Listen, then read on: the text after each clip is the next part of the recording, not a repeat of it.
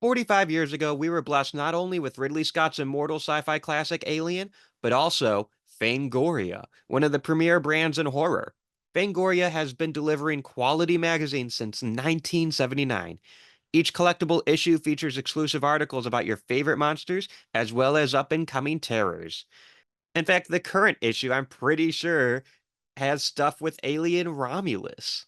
A Fangoria subscription gets you the ultimate horror experience. I'm talking 4 quarterly issues, each 100 pages with subscriber exclusive covers. You'll get early access to products and giveaways, gift codes, private community access, and more gruesome goodies. Be sure to check out the Fangoria store website for subscriptions and a bunch of cool merch.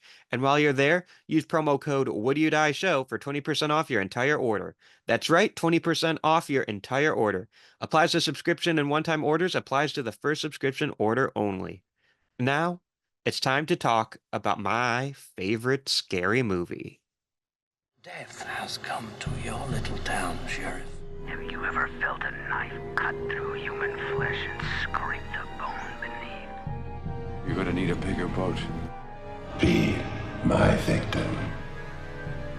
You are all my children now.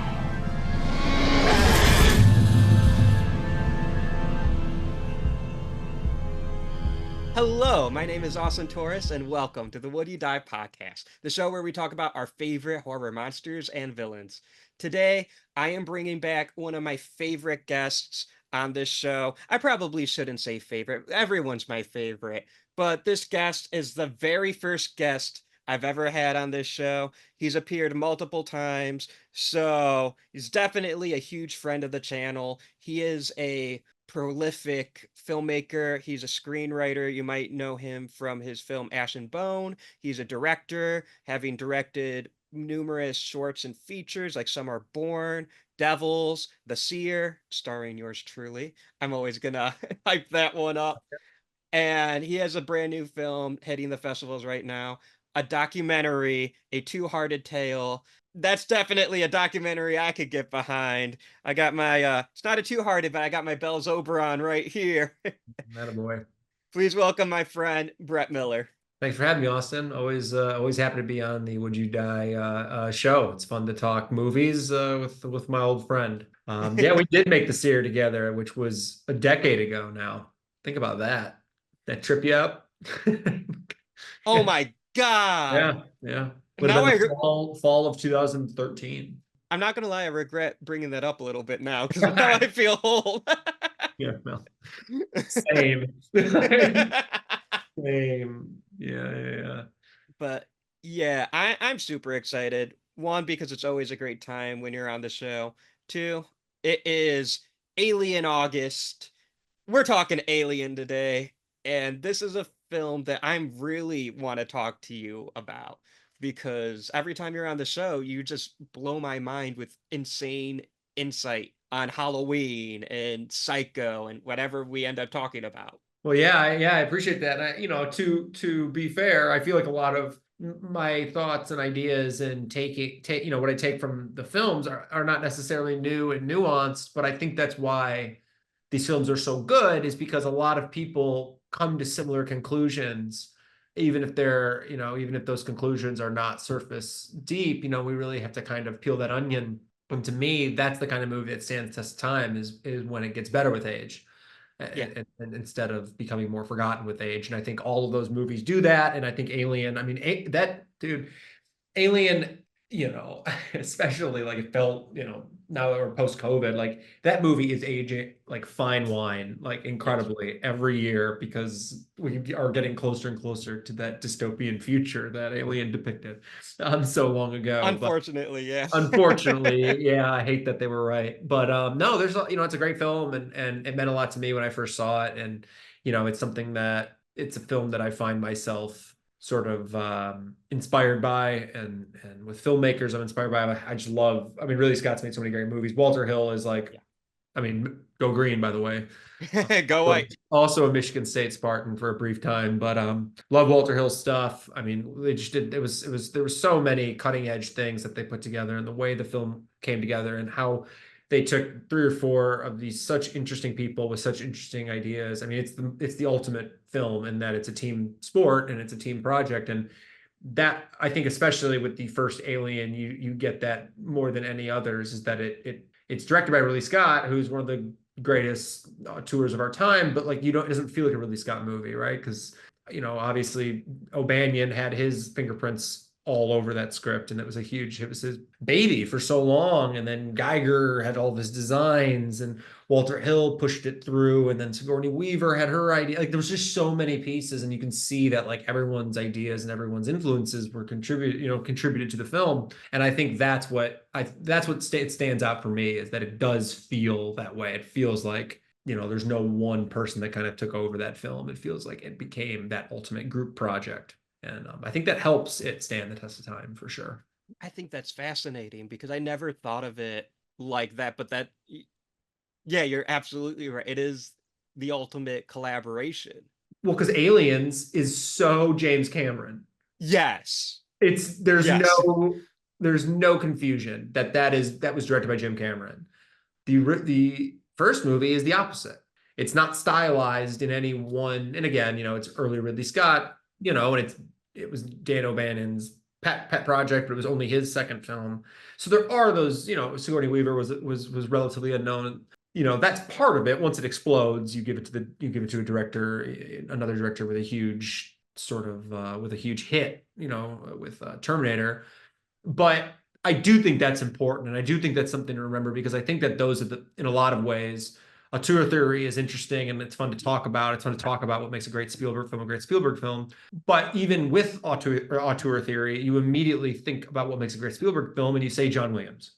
So right. Even like the greatest to ever do it, you immediately think of the others that are involved with it. And again, I think that goes to the core of what Alien's about, in that Alien, I mean, Ripley becomes the hero, but not by choice and not even by design. It feels organic that she just happened to be the one that was able to make the right decisions to survive. Right? She's not the captain of the ship. She's not the janitor of the ship. She's just another team member.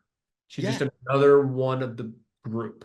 And I think that's great design. I think that works really well. I mean, I could go on forever about that specifically. I just think that they just did such a good job, and it makes for such a fun film. And they were cutting edge in so many different ways. And I told you, I was like, I won't mention Jaws, but I do, unfortunately. But I just think that, like, again, it's a similar kind of thing where, like, you get so much out of the suspense of not necessarily seeing the creature and seeing the thing and seeing all the not mistakes, without seeing all of the warts head on. You shoot it really, in a creative way. Clive Barker always talks about how he shot, when they did the first Hellraiser movie, which I love and adore. He hated that wide, right? Mm-hmm. In the tunnel, he hates the wide of the monster on down, because you can see the dolly and the track and all the stuff. He's like, well, it was the only thing we had to cut to, and the studio wanted the wide. It sucks. Other than so like Alien and Jaws, a lot of those movies are able to avoid that and Texas Chainsaw. I mean, you don't even see the chainsaw in action, right? Franklin's blocking it. Right, but, exactly. I think that like Alien was shot really well. It was shot with somebody that is Ridley Scott, who is a career music video and commercial director. You can see that he shot it for the edit and not for coverage, which is like a classic first director mistake, is shooting for coverage. Spielberg did the same thing with Jaws. Like, there's no coverage there. Half the scenes are one shot, right? Like, yeah, exactly. Yeah. To me, you can see that, like, that's where a lot of like their great experiences came from, the running, sort of running gun. And instead of thinking like, oh, let's just get as much footage as we can, it's like, well, let's make this footage count the best. And it's just so beautifully shot and dark and textured. What a great textured movie, right? Like, yes, I love that water and the smell. The movie smells. Alien smells to me. It smells like garbage. Like, it smells like wherever they're hanging out in probably stinks. Whenever they're going in the tunnels, I'm like, that's garbage. There's smelly there. I know it, right? Like, there's just great textures to that movie, and like, I adore that aspect. I never associated smell with Alien, but I have with Texas Chainsaw Massacre, which is also a textured film, and one that will come up many times. I don't think you can talk about Alien without talking about Jaws or Texas Chainsaw Massacre. I think both of those are integral to, I mean, Aliens pitched as Jaws in space. That's like one of the Sure. famous pitch stories. And then I don't know where the interview is, but I know Ridley Scott said like when he was making Alien, he was heavily influenced by Texas Chainsaw Massacre, and he wanted to make something as visceral and intense. And I think he did. Oh yeah, absolutely. And he gives it a they're different it's different on the spectrum, but they give you monsters or creatures that you that are unpredictable and you can't control and you don't even know what you're totally facing. And I think Yeah, that's a really important part. Jaws doesn't have that in the same way where it's like, well, it's a shark. We kill the shark by doing this. This is what we do. But when you're, at the Sawyer house in Texas Chainsaw and our sort of leading lady, our survivor doesn't even realize, can't even like put together what's happening because it's so bizarre and so insane. How do you fight back against something like that? How do you fight back right. against like this crazy family that you like don't even understand? Like you don't even know what they're about or what they're capable of. Aliens the same way. It's this perfect organism, this perfect machine that like I don't know how to kill it. I don't know what it is. I know it's killing Right. on, but I don't know what to do here.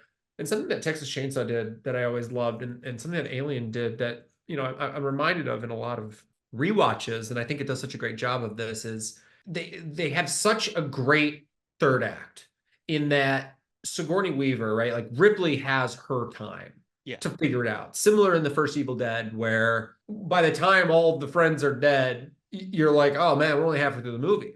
Mhm. Because it's not so, we don't see that very often now. Now it's like they want to make sure they keep one added person to the end to give the audience like one last like satisfaction kill or something. But with Alien, and with Texas Chainsaw, and a lot of these movies, Evil Dead, they do such a great job of saying, okay, well, like we got all the blood and guts and all of that sort of like visceralness of like this is what this monster does, this is why they're a threat. Now let's see mano a mano. Now let's give ourselves the chance and have the patience to see them up against each other. I mean, it's the last like 35 minutes of Alien or something like that where Mhm. she's by herself, right? Outside of Jonesy, right? She's by Right. herself.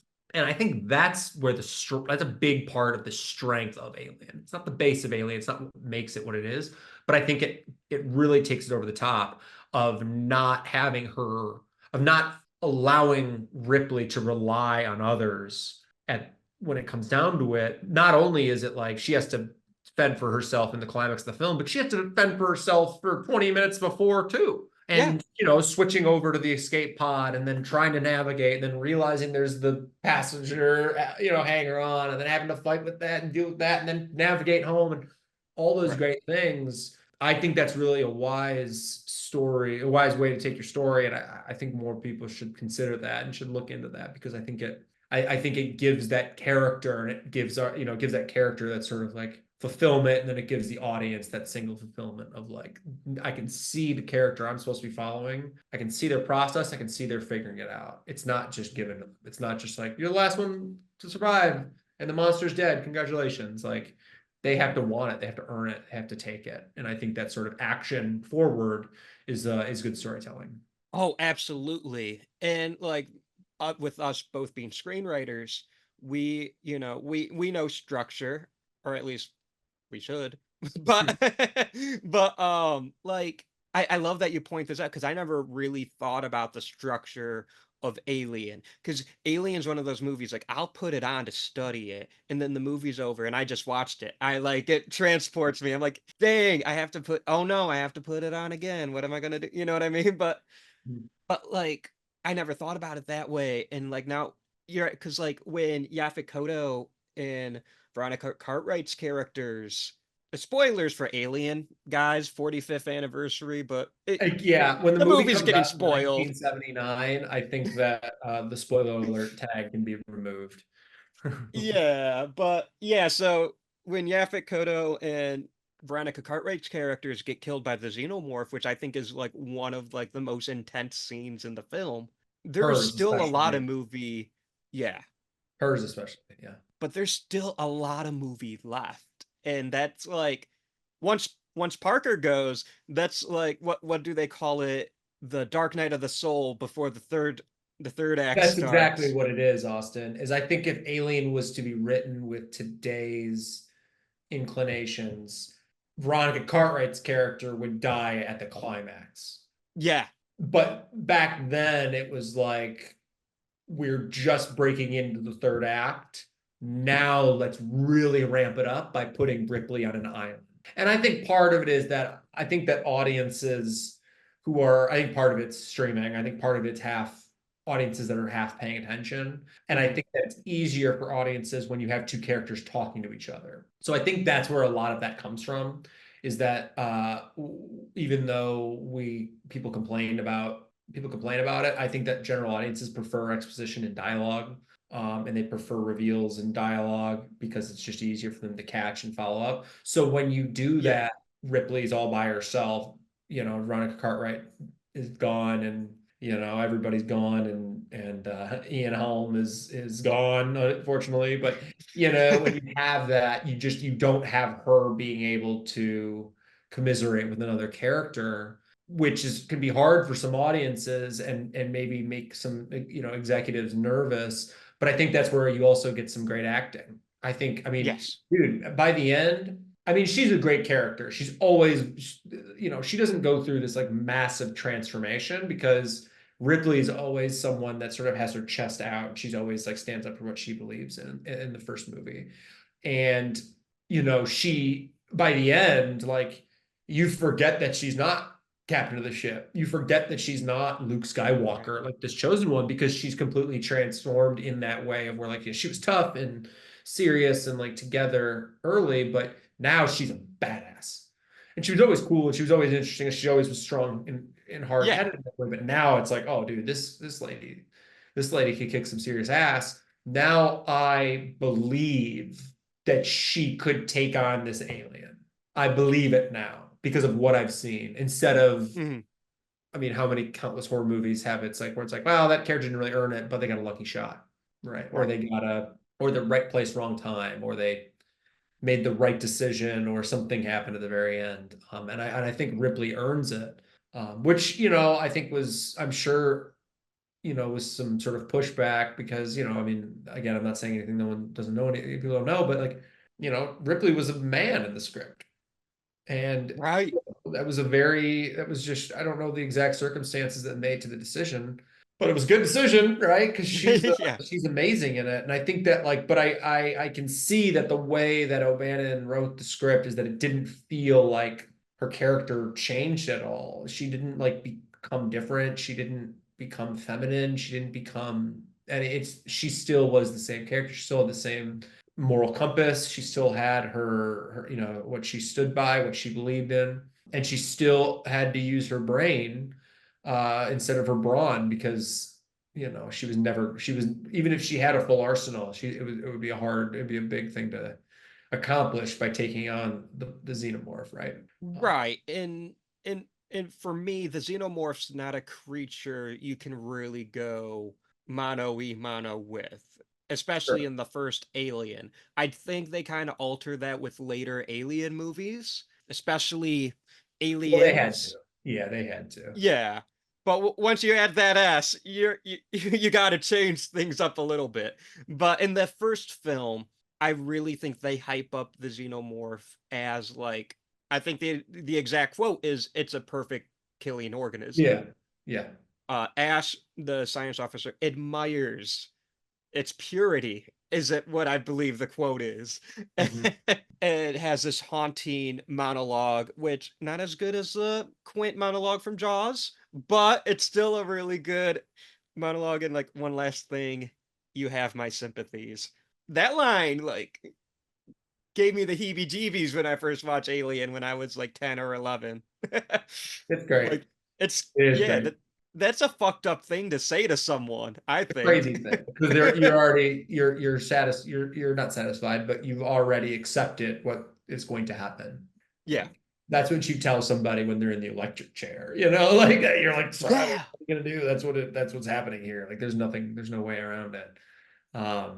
So yeah, no, I agree with you. And I think that the thing that works so well to me with Alien and how it kind of goes forward, and the thing that I always thought Prometheus got a bad rap for, is that people are like, well, these people make bad decisions, or these people are dumb. And I don't think they're dumb. I think that they are reacting to stress like human beings. And aliens has them as soldiers, and even they are not handling everything perfectly because they're like, what the hell is this thing, right? And I think that that's where the fascinating part, the thing that I love about the aliens so much, and I guess again recapping away from 1979, but this crew, they're essentially garbage men, right? They're everyday people in this future. They're essentially truck drivers. They're the modern day truck driver, modern day garbage men. They're laborers, and they're hauling stuff. And when they get a distress call, they don't even really, they're not drawn to doing it necessarily to help, but they end up going.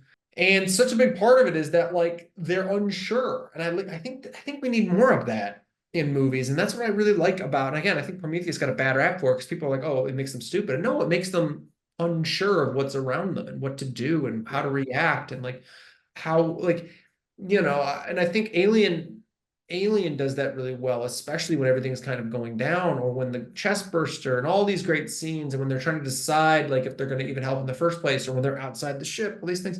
It's like it's a perfect way to portray that uneasiness and how unsure they are with what's going on moving forward. Because even the smartest people in the world are like, I don't know, like I don't know whether to be scared of this little cocoon, or I don't know what's happening. Like, I don't know how to react. And then when everything goes to shit, everything goes to shit, right? Yeah. Like there's that great scene in Green Room that I love, or that great shot where one of the characters is running out of the green room and he's not sure where the villain is. So he's running weird. Like he's running like he's like short stepping and kind of like, because he doesn't know which way the exit is. And he doesn't know if there's going to be people around every corner. So he can't even fully sprint out of there because he doesn't know what he's running into. Right. Alien is that. Alien is that personified of where people can't react perfectly because they can't, their brains aren't synapsing quick enough to say like, oh my God, like that alien, okay, get fire. We're going to use fire perfectly. And then we're going to set a trap. Like it's hard to think like that. And I think that's such a more realistic way to think about it than like, again, if you go to aliens and they're soldiers, which I still think they do this a little bit, when they go to alien and all of a sudden they're soldiers, they're more equipped and more ready to kind of handle that kind of thing. I just love the idea of it being normal day laborers who have to be extraordinary, but of course they're not going to be able to, because normal people aren't going to be able to. Normal people are not going to, I mean, it's the 911 phenomena, right? Normal people can barely call 911 because they just are like frozen. They just assume someone else will do it if something happens. And like, this like hero syndrome that people have is all fake. Most people don't react when the time is necessary. Most people stand pat. Most people are frozen. Most people are frozen when a house is on fire instead of running into the house and saving the baby, right? Or whatever, because it's a normal human response. And I think Alien's just so realistic with that. So when everything starts to go to shit and they're trying to figure it out, they don't even have a leader. They don't even have like a captain because their captain's gone. And I just think there's so many parts and pieces of this movie that I think are just so fascinating. And again, they age so much, they age so well with time, which speaks to the filmmakers and the creatives. I'm glad you bring up the captain's gone, because I think Dallas is a fascinating character. One on like a meta level. I guess meta, it might not be the right word, but it might be. When Alien comes out, there's no like true movie stars. Tom Skerritt is the biggest name when that film comes out. Right. I mean, nowadays that's not the case. Sigourney Weaver's by far the biggest star. Right. But when Alien came out, no one, not I won't say no one, but she was a relative unknown. Yeah, I'm trying to think of, even if I can, off the top of my head, I can't think of a movie that I can think of where she was in before Alien. But the thing that I think is also part of it is I think that there's some context that is the reason for that, and we've talked about it privately and just as friends, of how like a lot of times like what audiences are expecting can kind of be to your advantage or to your disadvantage. And I think the context is important in that this is another space movie, a couple of years post New Hope, right? Yeah. And Star Wars really only two. Right. And I mean, Luke Skywalker is the chosen one, right? He's like a space opera level Jesus in that way. He's the guy, right? It's him. He's the one that's going to bring this thing all together. And so audiences are thinking like that. Audience are thinking, who's my Luke Skywalker? Who's Right. my Chewbacca? Who's my C-3PO? Who am I following and what are they working? So when they show that great dinner scene where you can't even really hear what anyone's saying because they're all talking over each other like a normal Thanksgiving, right? For Mhm. like, or you can't, no Yeah, one can yeah. really follow what anyone's saying because everyone's kind of talking. That to me is just excellent filmmaking because that's telling the audience off the bat that there is no one above the other. And so Yeah. then when you take your, I love, we talk Walter Hill. I love Walter Hill. Southern Comfort does the same thing. He did the same thing with Southern Comfort a couple years later, where immediately kill the captain. Mhm. Oh shit. Now what? Now we're stuck leaderless and, completely out of our element. And that's what I think Alien does such a great job of. It's just the movie is about isolation. The movie is about isolation in the workplace. The movie is about isolation within industry and how industry can toss people aside and sort of monetize them and not consider the human being aspect, which is why, which is where your androids and your, alien organisms come into play. Mhm. But it's a reminder, even in that space of like, for every one of your listeners who has a middle manager, they're more like you than they are with upper management, right? Yeah. Really. And so, like, even that guy who's in charge, he's still kind of more with you guys. Like, that's why he's on the ship and not in the boardroom, right? Exactly. So Right. I just think that, like, he really Scott and company do such a good job of bringing that together and relating that and making it feel like making it feel like I guess sort of contemporary film when really it's a film from 50 years ago that takes place whatever 1,000 years in the future. And a big part of that is because you isolate the characters and you show them you show them things that audiences recognize, and then you isolate them even more by being like, okay, and now watch what happens when the teacher left the classroom. Yes. What are the kids going to do? Yeah, just do the assignment amongst yourselves. Just go ahead, it'll be good. Blah blah blah. Like, I think it's just so, there's just so many aspects to the story and like what it comes, where it came from and what it ends up becoming, that it's already such a great drama and so interesting before you even introduce an alien. Yeah, Like, and exactly. that's just like, that's your sweet spot, man. That's like where you want to live. So, I mean, obviously it's a great film. We can talk about it. We're talking about it now. We're talking about it forever, but it's great. It's great how they did that. Something I want to talk about a little bit because we're talking a lot like the meaning and the story of Alien. I do want to take a little bit of time to talk about the craft, the more technical side to it. And I guess we did a little bit earlier, but like I've only made a handful of short films, so I think I'm still developing my style as a filmmaker. I think it's becoming clearer with every film. Sometimes I just watch movies that I loved growing up. I'm like, yeah, I could tell how this bleeds into my work now. Do you and Alien's one of those for me. So is Alien something where it's like, yeah, I could see where I drew inspiration from that, or did other films kind of take play for you? Oh, well, I mean, a million films took, were Yeah. inspired for me, obviously. But yeah, no, Alien was very influential for me. Very influential. I made a short film called Red Skies in I love that film, by the way. 2018. Great, thanks, man. That film has the face hugger element to it and an alien otherworld type element to it. And a big reason is that I wanted to make a short that truly terrified me. And the little thing Mhm. running, scurrying through, that freaks me out.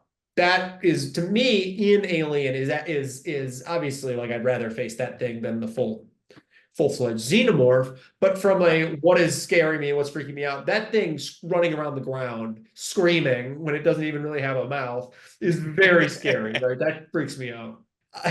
So I definitely found influence there. And I think what I really picked up from Alien more than any others is that at the end of the day, and we talked about this a little bit, is that a movie has to be about something. A movie has to Yeah. be about It has to have a strong theme. It has to have strong characters. It has to have a strong premise, but it really has to be about something. And to me, Alien is the working class hero movie. And we mentioned it earlier, but that was something that I was able to pick up as in my adolescence, where I was like, so that's the way to tell a story and have a drama about a topic and about something that matters and something that we should consider and take seriously, but it's not being preachy and it's not being propaganda, or it's not turned into propaganda, and it's not becoming like this thing that it's not supposed to be. It's just like it wants to remind you, right? And again, Yeah. thinking about class and thinking about workers' rights, like the ship with the owner, right? The ship with the board members is never going to even deal with this because they're not even ignoring the twists that we ultimately find out, but they're not ending up here because they're not going after the distress call in the first place, right? Exactly. Like they're not going to pick up that lifeboat in the middle of the Pacific Ocean. They'll send someone else to do it. Yeah. So like these are problems that the American worker or the international worker has to face. And people just sort of say, well, they pat them on the back. What's the right thing to do? It's the right thing to go help people. Go put yourself out there. Well, not without the company's compensation. Who can afford it? Not without this, not without that. Like this idea of like, I'm supposed to just stick your neck out for some company logo, I just thought that it was really influential to me. And again, I think like the best films are dramas before you even reach what you think or what people would think the drama is. And like, I think Alien the movie would be an excellent movie if there is no alien, if the drama is the same, and John Hurt goes outside, picks up some flu, and gets sick, and then they're trying to decide what to do in the same circumstance. That still would be a very interesting, great movie. Yeah.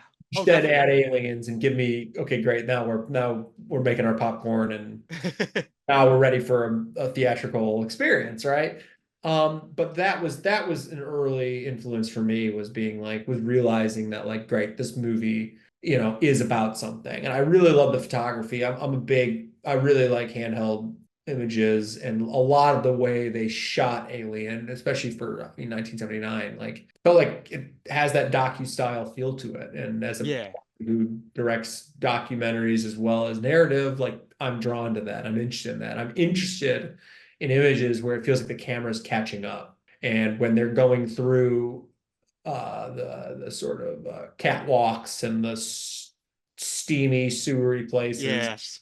it feels like I'm watching, a documentary in a way. It feels like I'm just watching a guy following along with his camera and catching as much as he can. And I think that's just so organic, and I think that's interesting. So there's a lot of things I picked up from it, but those definitely come to mind for sure. There's a shot in Alien, which I think is like one of those shots where it just changed my life when I saw it for the first time. And it's something that I want to recreate in my own work, or at the very least, homage. Honestly, recreate. Hey, But there's a fine line. It's okay. exactly, yeah. And I could talk about it since by the time this episode airs, it would have premiered, so it's hitting the festivals already. But I have a short film out called Spider, and it's very influenced by the Facehugger. So my spider at some point ends up face hugging my main character. Gotcha. And I'm thinking Alien and that the spider and the marketing for Spider's all like black and neon green, which is also very Alien to me. Alien's a green movie, even though there's not a lot of green in the movie, if that makes It's sense. like the Matrix, dude. Like the Matrix, there's like no green in the first Matrix, but it's all over the posters and all over everything. It's like literally just on the computer screen. Yeah. Yeah, Alien's the same way, Spider's the same way. You're in good company. Yeah. The shot of the xenomorph, specifically when it's about to kill Parker, Yaphet Kotto's character, he has this extreme close up on the xenomorph's fangs, its bared teeth, and like it's opening, and like the lips are getting bared back, and all the saliva's coming. And I always call it the xenomorph smile. I don't know what else to call it, but that shot like changed my life. It's like the T-Rex in Jurassic Park looking down into the car and Lex shining the flashlight into the eye and the eyes dilating. It's Yeah. like that's, you know, so I love Alien. It is a great shot, man. It is. I love the texture of it. I love, they use so much. There's just so much, the water, the way the water comes down, like Yeah. the saliva and all the steam and all the stuff that comes to it. It's a reminder that like, you shoot it a different way, you light it a different way, and it looks like a Halloween haunted house, right? It doesn't look real at all. Yeah. At all. Like they did a really nice job with that design, all the production design, everything that kind of came to it. Like did a really nice job of really honing in to sell that effect. Because yeah, that shot's, I mean, that shot's iconic, man. Like that's Right. iconic. Like I would argue that's the Alien shot. That's what people think of. That's what I think of, definitely. Yeah. Because I think you can make the argument like the most iconic moment is the chest burster, which Yes, yeah. it is the most iconic There's moment, but I don't think it's the most iconic shot. I think I see right. that shot that you're talking about with the xenomorph smile. They use that on. They've been using that on marketing campaigns, commercials on AMC, right? Like they use that whenever it comes up. That shot shows up. Yeah. The xenomorph thing, or the chest burster. And that's one of those things, man. If I could choose like any one scene to go back in time and to be like in a movie theater, in the very first time, it would be that, or I would say that just to see like, and to be able to experience that for the first time, not expecting it, not being ready for like this British Shakespeare trained actor to get his chest blown out. But I also think about like how great it would have been to see The Exorcist with nothing, Oh, going in blind for The Exorcist, or going in blind at the beginning of Jaws with Chrissy's death. I think those scenes would be so incredible to see in the theater. But Chestburster specifically, I'm just like, because no one was ready for it, no one was prepared. See, the cast and crew weren't, but like the audience had no reason to expect that because it was so new, it was so fresh. I It truly don't felt think there's like anything like that. no, and I think a lot of filmmakers would behoove a lot of filmmakers today to consider. Not that, I mean, almost everything's, it feels like everything's been done. So but you can always think of new interesting ways to surprise your audience. And you mentioned earlier about Tom Skerritt being famous, one of the more recognizable names. That's probably true, but John Hurt was Yeah, definitely John Hurt. classically trained. And so again, it's killing Janet Leigh in Psycho. It's Right. being able to sort of tell your audience that like we're bucking conventions. Now I don't know what's to expect next. And it's where horror really stands tall in that way, right? Especially because the stakes are inherently more dire, right? Like the Right. stakes in like Yeah. in half the drama movies are like, or romance movies, like, well, they might not fall in love. Like, yeah, I guess that's Right. pretty stakes, but it's not like life or death, literally. Like, Yeah. so I mean, like in high school, it feels like life or death, but it's not literal life or death like it is an Alien or sure, like most horror movies. right. Because yeah, like a lot of those famous examples, like killing off Janet Leigh, are the opening of Scream with Drew Barrymore. Same. Right, right. Now that entire franchise feel like it always has to do that. Yeah, they do. They're just gonna keep knocking them off one by one. Yep.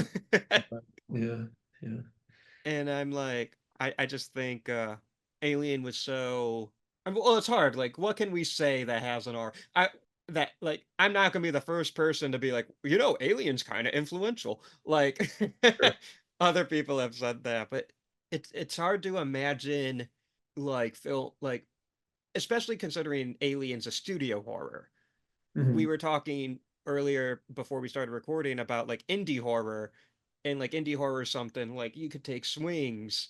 It's a little crazy for a studio like 20th Century Fox to come out with Chestburster. Like that's something you'd expect from a 70s exploitation film or Texas Chainsaw Massacre. Like Yeah, they deserved a lot of credit for sticking to it because I know the script was bouncing around for a long time. So being able to actually find a partner that was ready to produce that. And again, I think that we saw it more then, maybe more so than we do now, but they also let the filmmakers make the film, right? right. They sort of give them credit for that. I think it's not a safe movie, and I think that a lot of like now it's like everybody wants something that's safer. I think there's definitely a problem with that in studio filmmaking, is that everything wants to be safe and easy because people don't necessarily want to see it or don't want to be around it or don't want to feel challenged or be talked down to. I think that's another problem, is that I think audiences don't like the idea of something being too over their heads because they feel like they're being talked down to. So then they just get huffy, which happens in politics too. But Yeah. people vote because they don't want to feel stupid, right? Or they want to feel like they're the smart ones in this in one equation. But yeah, I do feel like Alien does have a lot of those things where it's like, okay, like they took chances that like now it would be hard pressed to find a studio that takes that many chances. You do see it every now and again. Like I would argue Hereditary with Charlie and her death. Like that's an example of something I'm like, yeah, there you go. It's something like that. But even that, it wasn't 20th Century Fox that put that. It was a mini studio, right? Yeah, A24, yeah. Right. So, I think it's cool. I think it's cool when people take those chances and want to see, because I think that like I'm of the belief that if you try something like that and it works, you look brilliant. Like all of the chimpanzee stuff in Nope, I thought was so interesting. Yeah. People loved it. But I would also argue if you don't nail it, then like people still are interested and still talking about it. And it's like, oh, Yeah. what do you get to lose? Because But like Nope has a lot of haters. Not me, sure, but sure. that was Yeah. a movie that like it went over some people's heads or they just didn't connect to it for whatever reason. Mhm. And yep, people still talk about Nope. Yeah, it's true. No, it's true. So you might as well take your shot. You might as well not make anything Yeah. safe. I had a reviewer one time, and I try not to read reviews, but it comes, Mhm. hard to avoid sometimes. But they said that they said one of my films was felt too safe, and I'll never forget that. That's like my driving force now. I can't make anything safe ever again. I can't make anything. I can't like that was like that hit me hard. So I give Alien a lot of credit. I'm curious, Austin, what is your Yeah. favorite sequel of the series? I mean, Okay, Alien so is like obvious because it is a great movie. Do it you is a have great like one movie. that you're really like drawn to? I'm gonna reverse this question to you after I give my answer. Totally. Aliens is a great movie, but it is not Aliens, actually. Aliens is my safe third. I'm hoping Okay. it'll drop down to fourth when Alien Romulus comes out. I'm very excited for Romulus, but I haven't seen it yet. So Does look sweet. Yeah, the trailers are great. I have to say my favorite's actually Alien Covenant. Okay, cool. I'm a I also huge like Alien. Covenant defender. Me too.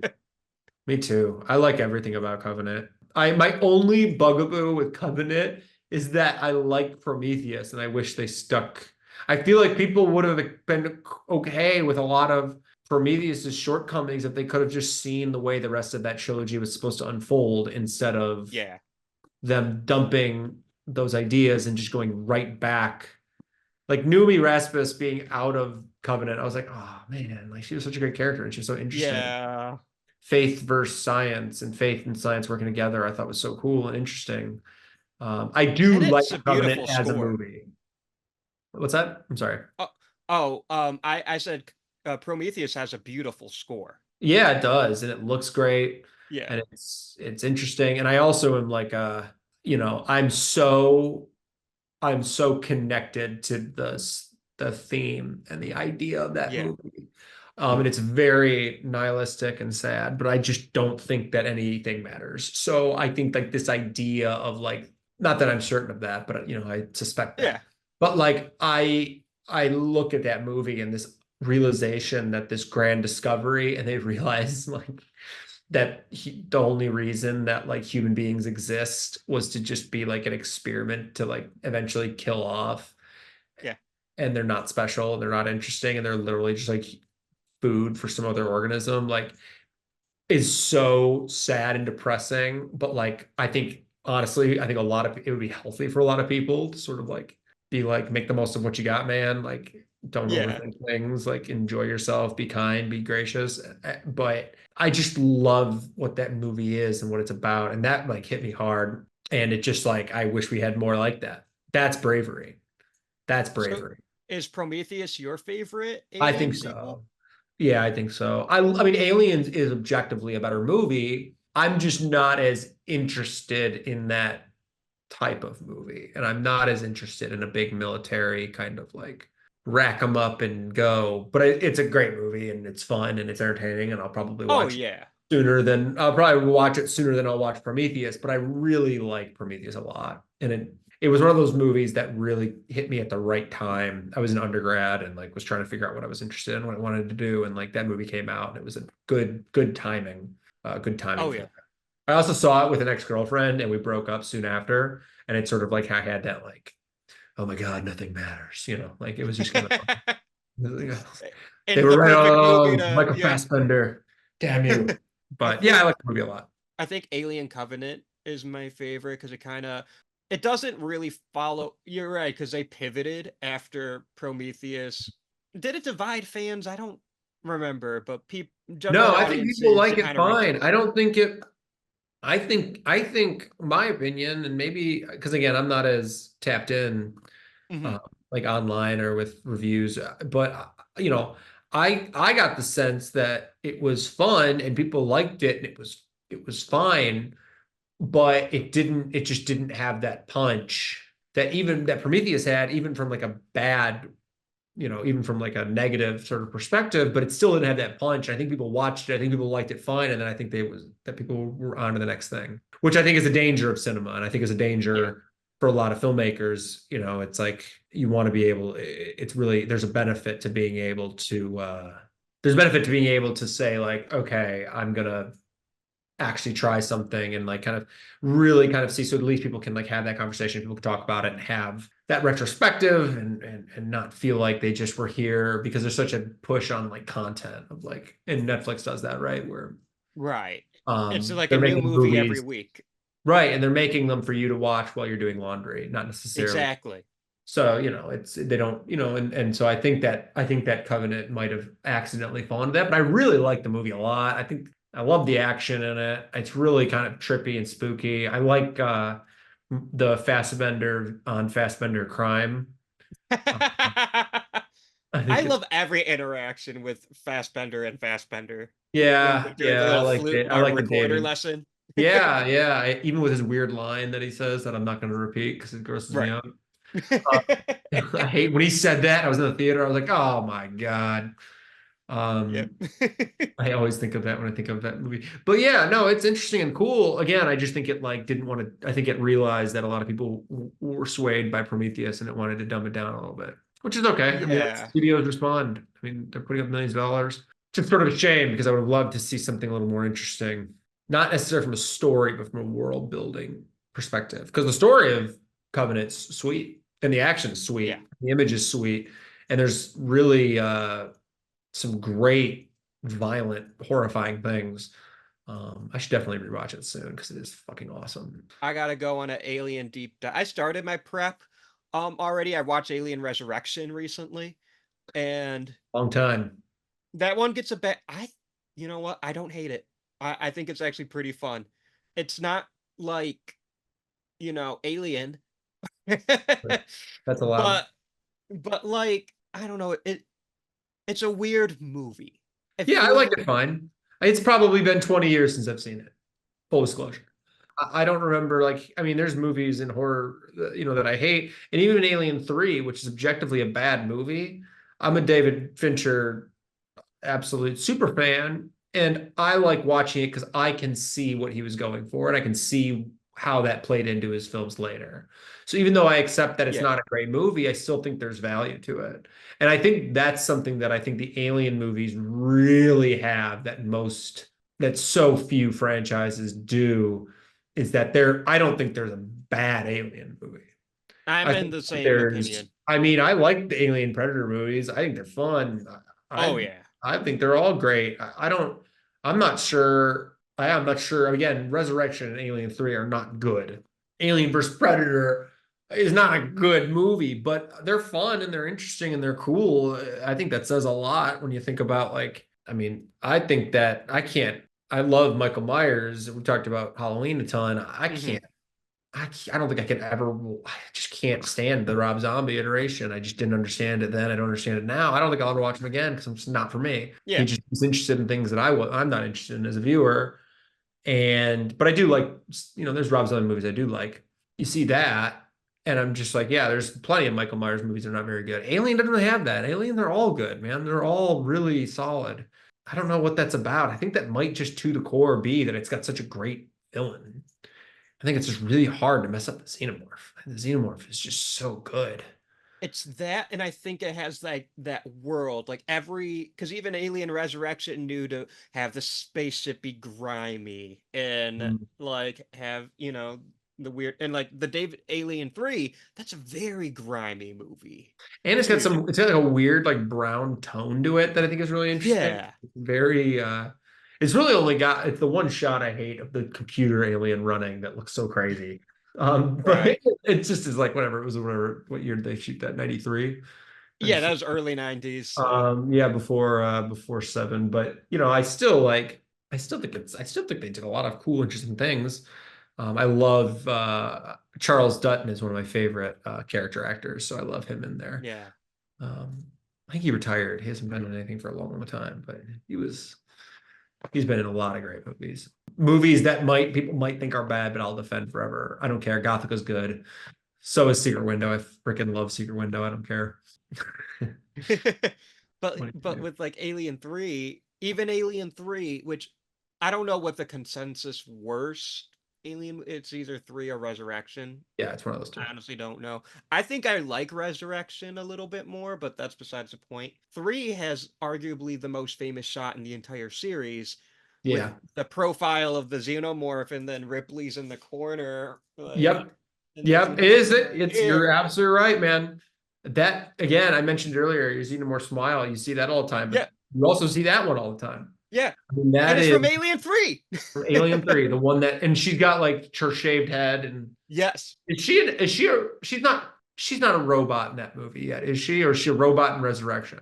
She's a clone in Resurrection. Okay, she's a clone in Resurrection, which I think is part of like my thing where like maybe it might have lost me a little bit in that like it's hard for me not to remember that like this isn't the exactly the same Ripley, so I lose that a little bit. If They that make a lot of strange decisions in that movie. Yes, But but I Michael can't say Myers they're is kind of a bad. death cult, right? Like there's a lot of movies Yeah. that John Carpenter said, let's make Laurie and Michael siblings. Like people make bad decisions in studio horror movies all the goddamn time, and I still watch them and enjoy them. Like Yeah. I'm not gonna harp on it. This is not a series where, I don't really feel the need to get too hypercritical. And a big reason why is because the first two movies, I mean, are forget horror films. I mean, they're top whatever 200 movies ever made. I Yeah. mean, they're like absolute cinema hall of fame films. What horror franchise has that? Right. None. None. I mean, none. Yeah. I can't think of one right now where a first movie and a second movie. I mean, those are like Library of Congress Yeah. Oscar nominated movies. And I love Texas Chainsaw. I love Halloween, and I like the Psycho sequels, and The Exorcist 3 rocks, and there's great sequels all over the place that are objectively great movies, but not like Aliens. Not like Not the first exactly. two. I mean, man, oh man, like they're just so good that like it's just hard to even fathom. It's hard to believe. I mean, the closest I could say is like the Terminator. I was about to I say, mean, that's like, I literally it. And again, James Cameron, right. he's on to something. And again, I actually, when the older, it's funny because like Predator versus Alien, they did the whole AVP and or Hmm. Alien versus Predator, excuse me. So like, but it's funny because I actually think Terminator would have been more interesting in a way because they are obviously would have had the James Cameron connection, but also just because if you rewatch the first Terminator specifically, which I do prefer much more over T2, even though it's not nearly as good of a movie. Because Terminator is an absolute horror movie. Oh yeah. It's Oh yeah. Michael Myers, but with a gun, right? Instead of a knife. Really. I just think that like that type of stalking, like hunting aspect, like that's alien to me. That's very alien. And obviously Predator is too, but they're different kind of and he also comes from outer space, so I guess that connection's easy enough. But I just think of the future And of like yeah, technology and think of things going, and I don't even know if like this. I don't even know what studio put out Terminator, so maybe it wouldn't have worked. But I always thought like that would have been interesting. Alien and Predator were already both at 20th century, Yeah, so it was a match made in heaven. yeah, that's true. I know they've made comics with Alien versus Predator versus the Terminator, Oh, okay. so never say Not that never. I didn't come up with this great idea. It had already been done. Story of my life, you know. It's But I okay. do think it's interesting with the Terminator because it has that, and we talked about this in the Michael Myers pot episode we did a while back. Terminator is one of those relentless horror villains, Yeah. like the Xenomorph, like Jaws. It's just something where it's like it just keeps coming and coming, and I don't think Predator's relentless. No, he just seems like he's having fun. And I think Yeah, that part of it is because he does have that most dangerous game element to him, whereas the xenomorph is like its very nature is to keep right. going. It can't It's help pure itself. instinct. Right. It's the bear and it's Timothy Treadwell and the bear, right? And Grizzly Right. Man. It's like you can't train this thing. You can't housebreak it. It's going to kill you. Like it's eventually Exactly. can't fight against its very biological nature, and that's Alien.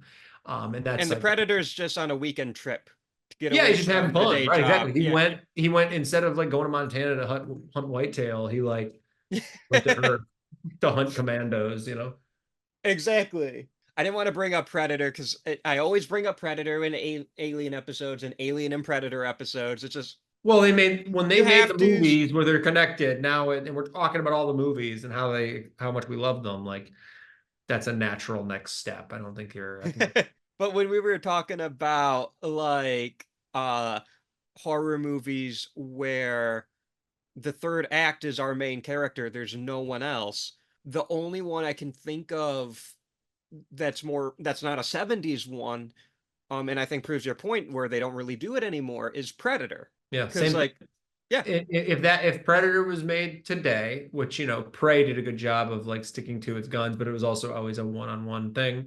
Yeah, if they were going to make it in the same way, they probably would have had more of the characters last longer. And I do appreciate that Prey stuck to its guns, but it's a little easier when you have the template. And the whole film, not only the template, but like that was the structure of the whole film. The Right. whole film was that she's supposed to be on her own and she's supposed to have this cool dog and they're supposed to just kind of like, go off and do that. So like it would have been awkward and weird. But if it was a group, right? If it was, I mean, Exactly. I like Predators, right? I think that's widely slept on. Same kind of thing. Like all the But characters you're, last until the very end and then they're like, better kill that one just because we want to make sure we have yep. a, it's And sort of there's two survivors. right. There you go. There you go. Wildly So, underrated movie. yeah, I love it, but it's interesting how Alien, Predator, and Terminator all get more action oriented Yes. the longer those franchises go. Although Alien and Predator both are going back to horror, I think. I agree with 'Cause that. Yeah, yeah. Prey had adventure stuff, but to me, it was definitely a horror film. And like Prometheus is a unique movie, I think, because it's hard to like it is horror, but it's very like true sci-fi to me, if that makes Sure. sense. And no, it is. It is true sci-fi because at the end of the day, true sci-fi, it's the old argument of that like Star Wars isn't sci-fi because Star Wars Right. has things that cannot exist, right? No matter how much you want it to. Lightsabers aren't physically, cannot exist like that. Prometheus, a lot of like what Prometheus is true science fiction, and like what they're saying could be real. There is a way that like, Yes. something like that could be truthful, so that therefore it is true science fiction. But I would argue that Prometheus is very much a horror movie, and where I think that it leans into people, and where I think some people got sort of confused by it or twisted by it was that it wasn't traditionally that horror film. And again, it goes back to Yeah. audience expectations. It goes back to like if they wanted Covenant. Audiences thought Yes. we were getting the prequel to Alien. I can't wait for Alien. And they didn't get Alien, but they weren't patient. Right. You can get the third movie that we were supposed to. So they immediately went to Covenant and just said, like, here's where it's going to be. And which stinks for what could have been. We got a great movie out of it, so I'm not going to complain too much. But that's what happened. And that's where a Yes. lot of people are like, well, kind of sowed your, you sowed it, that's sort of what we deserve, I guess, in that way. And I think that like, I guess that's a reminder for a lot of audiences to be patient and let things kind of happen and see and then make your decision. We saw it with the new Halloween movie or the new Yeah. Halloween trilogy. I like Halloween Kills a lot, but I sort of was like, huh, didn't realize they were going to go in this sort of direction. I don't Yeah. know. They're just going total berserker. I wonder what the plan is. And I loved Halloween Ends. I mean, we talked about it the last time I showed up at the pod, Right. and Vanna was there, and she and I disagreed. But I really liked the chances they took. I really liked the passing of the torch. I really liked the idea of the way a town handles trauma. And I wonder what an interesting, and I don't, it wouldn't totally be in the spirit of Alien, but what an interesting insight into Earth upon news that the events in Alien 1 happened. Like, what happens if you're like, oh, yeah, they went out to like, it'd be like today, like all those orcas turning over all those boats, right? Like it'd be Right. something like that. It'd be like a boat accident or something. And then them coming back and like, no, this monster did it. Like, what is that? How does that change how we look at space from Earth when we realize that there's a threat up there, there's violence up there, just like looking to sea and saying there's threat and evil in the sea that can kill you with whatever sharks or pirates or Right. things we've learned over the thousands of years. Yeah. But we don't have that with space. So I wonder, I think it would be, I guess I'll have to go copyright that idea. But I do think it would be an interesting thought of like, what is the reaction when Ripley returns back home after the first Alien? And she's like telling the news stations and she's going on Twitter saying, you're not gonna believe this, right? Or whatever. Right. But how do people react to now that it's not about exploration in the stars, but it's about now the danger, and not even the danger of just like it's space, but the danger of there's someone up there that's gonna fuck you up. Well, part of me And thinks, there could be more, right? There could be yeah, more. I think that's cool. I think it's interesting. part of me I think it's thinks fun. we don't get a chance to react because the company will cover it up. Yeah. So the general Well, yeah, people like wouldn't even know.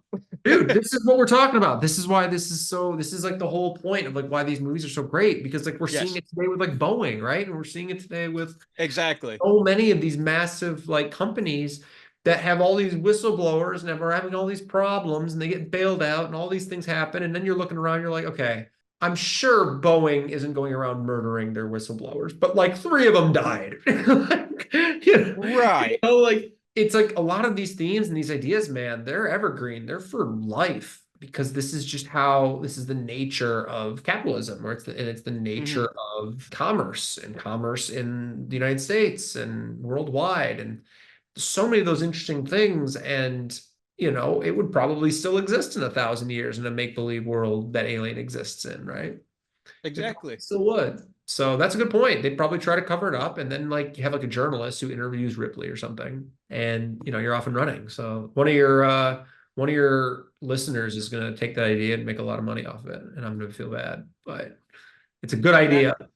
Whoever takes it, you have to involve us. Give us something to do. Special thanks. Tell us. Exactly. Tell your friends that we helped. Exactly. But yeah, and there's just so many ways we can just kind of dissect Alien. Literally, like I'm thinking about the scene where Ash and Dallas are dissecting the face hugger. Like that's us. That's you and me with the movie. Literally with what we're talking about, right? Literally what we're talking about right this minute. Yeah. We didn't even touch on You're any of curious to this. learn more. You're curious. You Yeah. see what's in front of you, but what's in front of you is not the whole story. It's not everything. There's more to it, so you want to learn more. It's the same reason we all go home after watching a great movie. We want to read up about it, or we want to see what other people think, or we want to see what the production was like, or we want to see like what went into it, or we want to figure out where they shot, where they, who was involved, and all these kind of different things. Like that's a big part of it. That's totally true. We're seeing them literally dissecting what it is that they're interested in and fascinated by. And we didn't even touch on the sexual nature of the film, or like the horrors of pregnancy that the film conveys. Like that's a whole nother hour of Sure, conversation, you sure. know? Well, I tell it to my wife is a physician, and I tell I sort of like spout that interesting fact from the movie that again I'm sure your audiences know this, but it's interesting how Dan O'Bannon, who suffered from Crohn's his whole life, right, Hmm. used that as his physical manifestation, not manifestation, that's not the right word. He used it as like, sort of the parallel in the film for like what he felt like was happening in his body. Yeah. And we saw it with a lot of Cronenberg films and a lot of films in the late 80s, early 90s where, there's something really horrifying about your body turning on you and you're Yeah. losing control of your body and a complete destruction of yourself by yourself. And that's a big part of what Alien's about. And it comes from a guy whose body was failing him. And I don't think that happens if Ridley Scott writes the movie himself and then goes and directs it. I think he needed that other perspective to sort of bring that idea out. Just fantastic work. Yeah, just great, great, great, excellent, excellent. That's like the picture perfect example of bringing in yourself into your work, I think. Oh Shout yeah. out Dan O'Bannon, R.I.P. R.I.P. Oh yeah. Oh, I mean, Pour one out for your boy. and he's like one of those people where it's like, because he died very young, right? Yeah, yeah, relatively speaking. I think he was in his 50s. I have to look it up. Yeah, I but mean, he was sick. He died from Crohn's disease, right? I mean, right. he was 63. That's young. I mean, That is young, right? it's young. So that's Especially like when you're a filmmaker, like you just kind of hit your stride when you're older a lot of the times, you know? sure, So that's sure. You need it. You need it. yeah. I have friends who are younger filmmakers, and a lot of their films have similar themes and sort of stories and talking points because that's just what their experience is. Right. Right. It's funny. I mean, my first feature I made right out of college, it's about college, right? I had no other, like that was like my life experience, right? I So didn't even make that connection until just now. there you go. Yeah, yeah. How it goes. We can But only yeah. convey what we understand and what we know. And if we don't, once you're able to live a life and able to experience things, you can actually speak to it and actually like write to it and direct to it and perform to it and actually have a compelling narrative because it's organic. It's not just you coming out with an interesting like idea that you have no idea about. And that's why, inclusion and diversity is super important in art and in filmmaking. And, because that's where you get great stories. You get great stories from different perspectives. And part of that is, and that's why I tell young filmmakers all the time, I'm like, dude, you gotta give yourself some credit. You gotta give yourself some time. You give yourself time to experience life. Like you're not like Spielberg being 26 and making Jaws is an absolute epiphany in a lot of Yeah. ways. And I would argue a big part of it is that, there's a reason a lot of those movies, the joke is the director's the least experienced person on set because you surround them with people who know what the hell they're talking about, what the hell they're doing. Yeah. And then he just is able to say, great, we're moving on, right? Or whatever. And they design the shots. Obviously, Spielberg's a lot more involved in that. I'm just saying that like it's this idea that we're supposed to know exactly like Ridley Scott's the example. Ridley Scott was 40 when he made Alien. Yeah. You know, Exactly. he had And he's gone through still so making much. movies. I know. And I look, love it. Ridley Scott is one of my heroes, and not in that I'm obsessed with his movies, because there's filmmakers who I think who I'm more into in that way. But the thing I love about Ridley Scott, I think we need more Ridley Scotts. I think that we have too many filmmakers that think about themselves and about their work like they're Tarantino. Like their filmography is supposed to be sacred and perfect and everything's supposed to be amazing. Like again, we talked about earlier, you're supposed to take chances. You're supposed to Yeah. want to do something and try something new. And Ridley Scott, he makes movies at a clip that he'll make terrible movies. Yep. But he doesn't give a shit. He'll turn around and make another one. He's already in production on another one. He'll do something else or do this. Yeah. Because he's just an absolute machine. I think that's the thing to aspire to. Is the thing to aspire to is just be like, I'm on to the next one. I'm not worried that people didn't understand my weird God, what did he do with Adam Driver that was bizarre?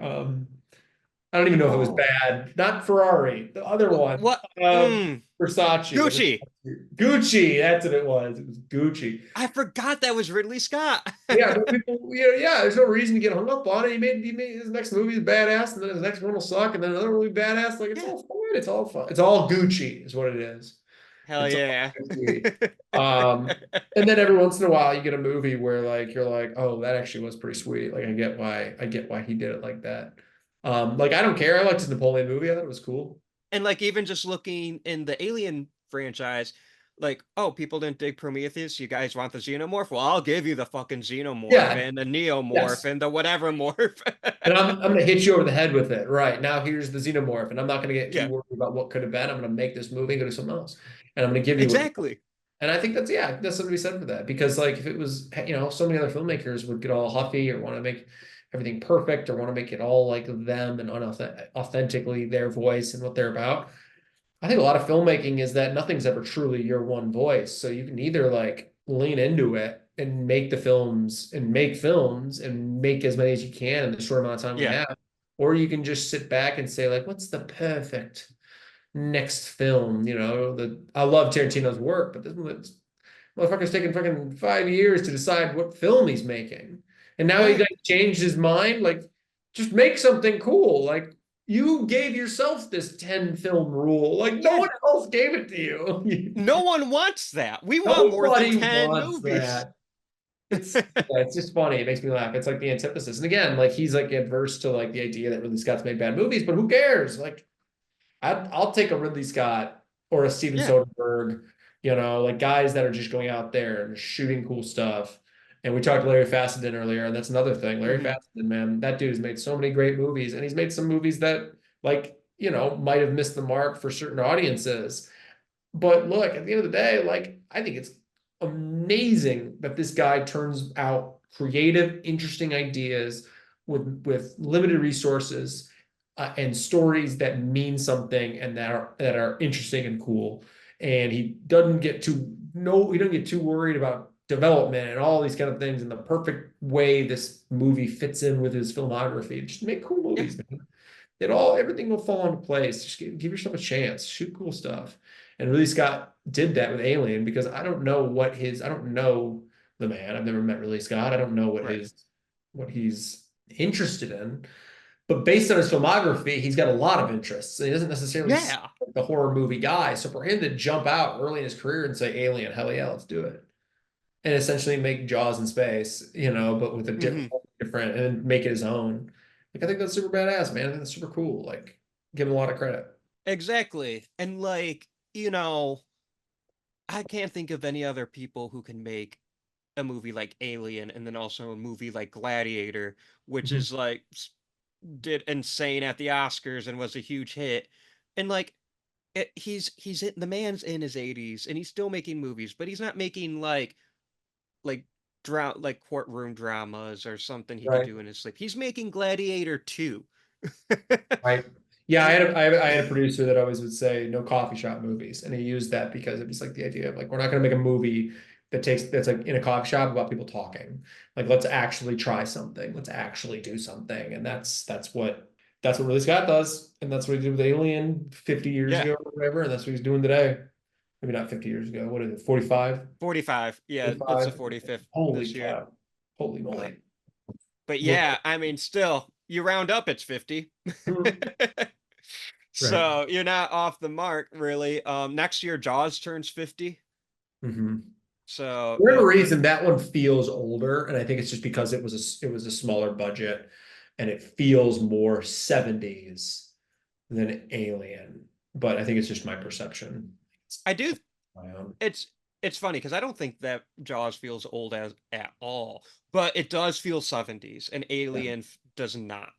Alien So I kind of get has that. has sort of a classic, and part of it is just because like even though they still have 70s haircuts and like 70s like space suits, it doesn't necessarily feel like it's from that time period. It's whereas Jaws is very summer 1974, right? Like it's very Exactly.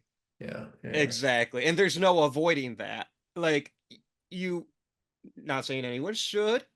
It would be Dead Man's Mission. But if anyone were to remake Jaws, it would have to be either a period piece, which why, or contemporary. to what now, that being said, I don't think anyone should remake Jaws, but like Dude, it'll happen it'll happen one day. and it would be easy to you just readapt that book. Like I think Right. there's a good Right. remake of Jaws out there. I personally wouldn't do it though. No, I wouldn't. Because I'm not insane. Exactly. Exactly. But I think there's, like I'm gonna name a filmmaker who could do it, but he probably shouldn't because he kind of already did. But like Jordan Peele, he could do Do Jaws. Jaws. He But why would he? Because he made Nope. would. No, he would. Nope is already his own Spielberg, right? Good point. Nope is already Jaws in the air. Right. So We got we way don't out. need him to do. But because of Nope, I'm like, I know he could do it, but because Mhm. of Nope, why? Why would he? Right. Look, I'm a believer and I'll believe it when I see it. And I have not yet, I have no reason, based on what I've seen, I have no reason to believe that Jordan Peele can't do anything. You know, he can, or excuse me, there's nothing he can't do. Ex- This is what I meant yeah, to say. yeah, I gotcha. I have no reason to believe that he couldn't pull off a Jaws remake. So that dude's, you know, batting for the century now. So Exactly. And I'm sure there are other films that can, but just because it's like the quote from Jurassic Park, just because you could doesn't mean you should. sure. Yeah, well, yeah, I'm certain that they will reboot or remake Jaws in our lifetime. I'm certain of it. But just like I mean, they rebooted Alien with Covenant, right? And Prometheus, and they kind of did that whole thing, and now they're doing it again. Yeah, Um, because with Romulus is a Romulus. reboot that's Yeah. not following from Covenant. Mhm. Although I do like that the last couple, like Prometheus, Covenant, and Romulus, are all like these religious or mythological based words or titles, I should say. Well, Because I mean, that's the theme of Prometheus is again that science and religion and where yeah, they intersect and if they intersect, which again is I'm very much interested in just because it's fascinating and I think I think that's helpful for a lot of people because I do understand where religion matters and why people need religion. I also think that there has to be a space and a time where people can like justify a coexistence in that way, right? Like it right. because I don't want to say anything that makes people feel bad, but it's like we know the world is like hundreds of millions of years old, right? And if not older. I don't know how God made it in 7 days, right? So like how do we intersect and where does science and religion meet? And that's what Prometheus is. It's how it Right. meets. And Covenant continues that to an extent. I'm sure Rhymeless will do something similar. I've been trying to not look too deep into it. I did notice that the actors all seem really young, which I think is going to be interesting. Yeah, I noticed that I think they're on too. like a field trip or something. Like it looks which maybe they are, which again, I mean, to me, a big part of what Alien's about is isolation and being out of your element.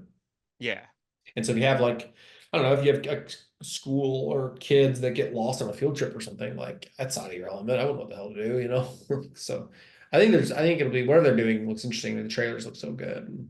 Man, I am excited about it. I think it will be cool. Just it's hard to mess up. It's hard to mess up Alien. They right. haven't done it yet. Like, And they've had a wide array of filmmakers from Ridley Scott to James Cameron to David Fincher to to Fede Alvarez. I'm sorry, I yeah. don't mean to disrespect Alien Resurrection, but I don't know the filmmaker, his name. I He's think French. I I I also don't know. Let me look it up. I thought it was I wanted to say Walter Hill did end up directing one of the sequels, but now that I'm saying it aloud, he did. There's no way he did. I just watched Resurrection the other day, and I know the name was French, but Yeah. I think Uh Joss Whedon wrote it, and you could kind of tell. Joss Whedon did write a draft. Yeah, yeah. I know we're on a podcast. Oh, it's the dude who did Amelie, Bill Vincent's least favorite film. I'm saying that aloud. Sorry, Bill.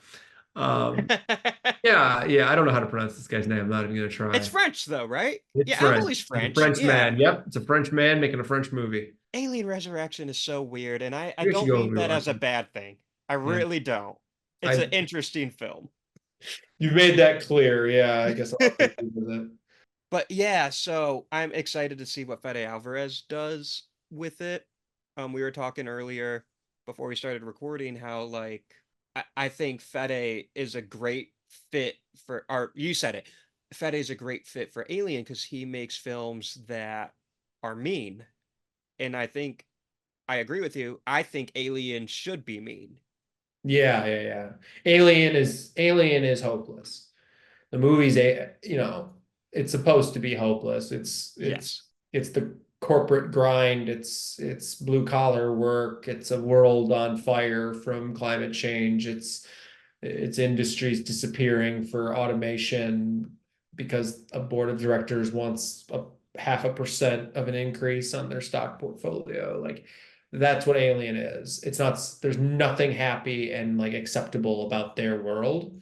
So because of that, the movies can't show anything other than the bleak reality of what Yeah. the theme is. And so Fide is a great choice to direct because I'm excited. his movies are dark and sad and hopeless. His movies are hopeless. And so this to me is a very good series for him to jump in. I'm excited, man. Yeah. Like I said, this stuff looks sweet. I know they did a lot of practical work. And that dude, his films have texture Yeah, too. they do. Like Oh, I Evil think that's a Dead, good way Don't to put Breathe. it. Yeah, yeah, they do. And he does interesting things. I love how he Yeah. shot. I love how he shot Don't Breathe. And he does a lot of interesting things. I'll give him a lot of credit. He's a really innovative filmmaker. So Uh, I'm so excited for Alien Romulus. I think it's gonna be a great time. yeah, man. And well, Absolutely. I could talk Alien all day, but I should wrap this up, unfortunately. Before last question, before I let you do your plugs and stuff, I gotta ask it. You know what question's coming up. If you're I on do. the Nostromo, would you die? Yes, the answer is yes, Austin. The Yeah. absolute. I think that there Yeah. is every time we've come together, we've had conversations, and I often say like, yeah, I mean, like there's no way I survive. But truly, I think if you were to say, all right, we're facing off, if we're doing like a bracket, it's hard for me to imagine really anybody defeating a xenomorph. I would be so cooked Yeah. so fast. I don't even think I would know what's happening.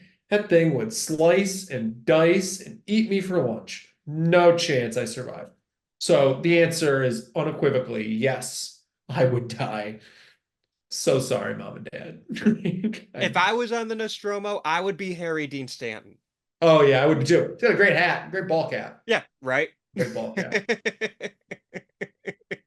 I would be the one where it's like my dumbass would let the cat get away. Cheap And and then safe I'd the have whole to, time. Yeah, yeah. yeah.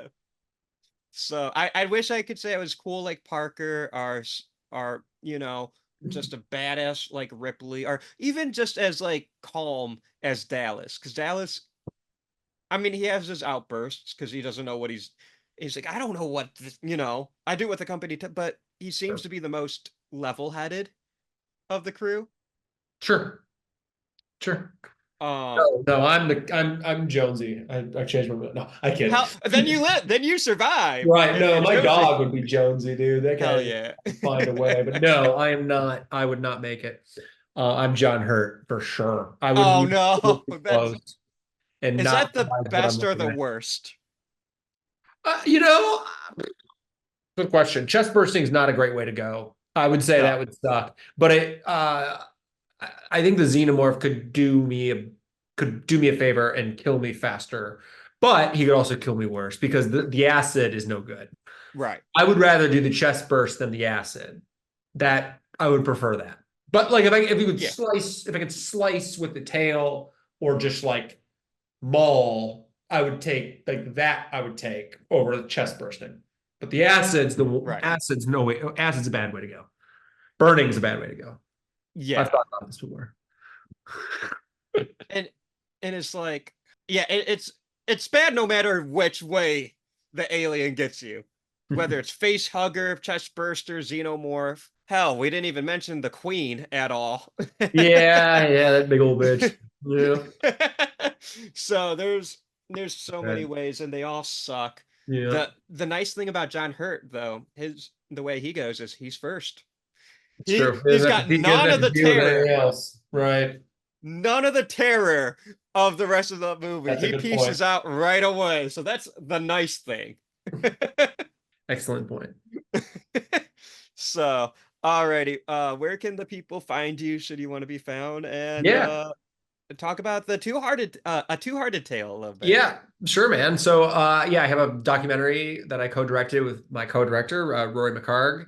It is about the art and the design behind the the label on the Bell's Two Hearted, and some of the early days of Bell's Brewery. The Bell's Two Hearted being the most recognizable IPA in the United States, with the trout, the fish on the label.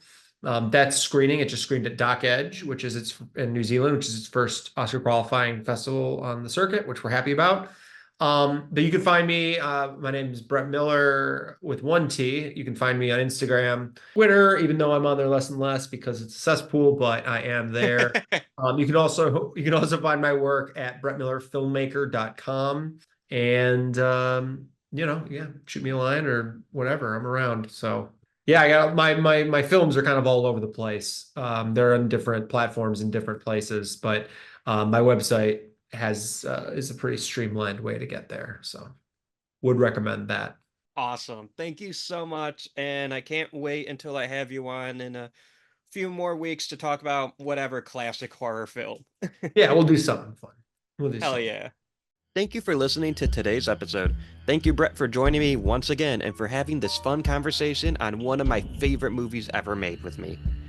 This episode was so much fun, and I hope you enjoyed listening to it as much as we did recording it. And of course, check out Bret's work. He's a fantastic filmmaker, and I think you all will really dig his stuff. If you like this show or my other horror endeavors, then I recommend subscribing to my Patreon. I retooled it so it is only $3 a month, and you'll get exclusive content, movie reviews, and extended episodes while supporting my art and content directly.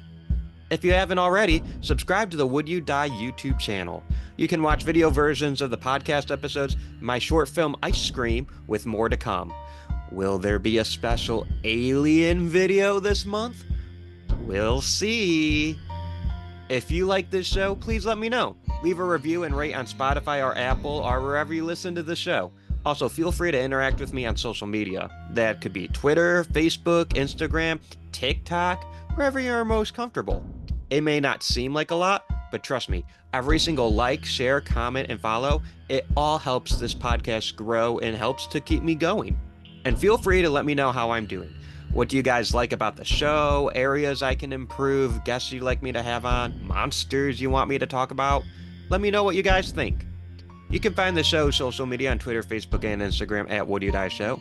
Also, now you can follow me on TikTok at Would You Die Podcast. Would You Die is a partner with the Three Wise Men Media, a Metro Detroit-based group of awesome guys, Kyle, Tyler, and Dylan, where they bring you professional wrestling, indie comic books, and so much more. The music you hear in the beginning and end of each episode is composed by my friend, Josie Palmer. Next week, same topic, just add an S at the end. That's right, we're talking about Big Jim's immortal sequel, Aliens. Until next time, I'm Austin Torres. Try not to die.